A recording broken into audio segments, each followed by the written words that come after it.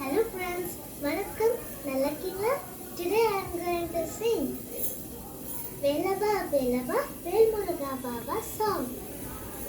Shall we start? Okay. Velava Velava Velmuruga Baba Velava Velava